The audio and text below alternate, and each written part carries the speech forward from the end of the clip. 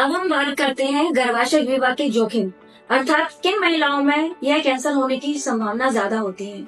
जो धूम्रपान करते हैं, जिनके कई यौन साथी होते हैं, जिनकी कमजोर प्रतिरक्षा प्रणाली होती है, जिनके कई बच्चे होते हैं। इसके अलावा इसके कुछ आनुवंशिक कारक भी होते हैं। और जो महिलाएं बहुत लंबे समय तक गर्भ निरोधक गोलियों का इस्तेमाल करती हैं, उनमें भी यह कैंसर होने की संभावना ज्यादा होती है। अब इस कैंसर को हम कैसे पता लगाएं? कई बार हम ये सोचते हैं कि कुछ हमारे पास तरीका हो जिससे हम जल्दी पता लगा सकें।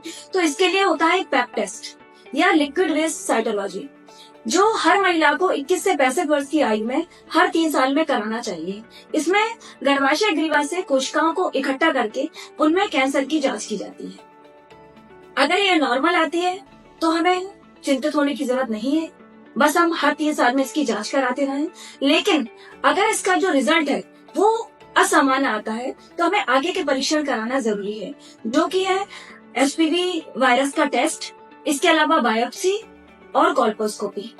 अगर इन टेस्ट में भी हमें पता चलता है कि कुछ न कुछ कैंसर के कण हैं हमारे बच्चेदानी के मुंह में, तो फिर हम आगे की जांचों के लिए आते हैं, जिनमें है अल्ट्रासाउंड, सीटी स्कैन और एमआरआई। इनके द्वारा हम इसकी स्टेजिंग करते हैं, क्योंकि यह कैंसर की जो 4 स्टेजेस होती हैं, स्टेज 1, स्टेज 2, स्टेज 3 और स्टेज 4।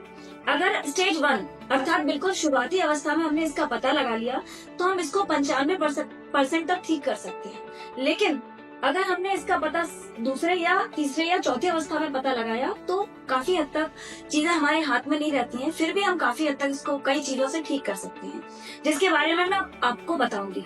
इसका इलाज, अगर यह कैंसर, जैसे कि अभी मैंने स्टेजेस के बारे में बताया, शुरुआती अवस्था में हमें पता लग गया तो सिर्फ हम इसको ऑब्जर्वेशन से अर्थात अवलोकन से ही इसको ठीक कर सकते हैं, क्योंकि जो ये कैंसर के कण हैं शुरुआती अवस्था में ये रिवर्सिबल रहते हैं, अर्थात कैंसर ठीक भी हो सकता है अगर हम इनको सही ढंग से देखते रहें। सिर्फ इनमें 2 साल तक ऑब्जर्वेशन की जरूरत रहती है। पर अगर ये कैंसर स्टेज 1 में आ गया है तो इसको सर्जरी करके उतना ही जो टिश्यू रहता है उसको निकालकर मरीज को हम स्वस्थ कर सकते हैं। लेकिन अगर ये और ज्यादा एडवांस हो गया है, अर्थात दूसरे या तीसरे स्टेज में आ गया है, तो हम इसमें रेडिएशन अर्थात विकिरण का इस्तेमाल करके ठीक कर सकते हैं।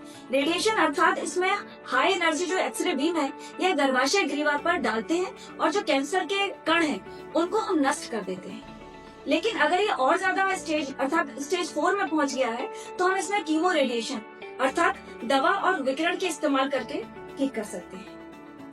अंत में मैं आप सभी से यही अनुरोध करना चाहूंगी कि धूम्रपान को त्याग दें, नियमित बच्चेदानी की मुंह की जांच कराएं, एचपीवी टीकाकरण कराएं, सुरक्षित यौन संबंध बनाएं। अगर इन सब चीजों का आप ध्यान रखेंगे तो यह गर्भाशय ग्रीवा के कैंसर की काफी हद तक आप रोकथाम कर सकते हैं। और अगर आप लोगों को कोई भी स्त्री या प्रसूत रोग संबंधी परेशानी है तो आप मुझसे खेमचंद जैन हॉस्पिटल में आकर संपर्क कर सकते हैं। धन्यवाद।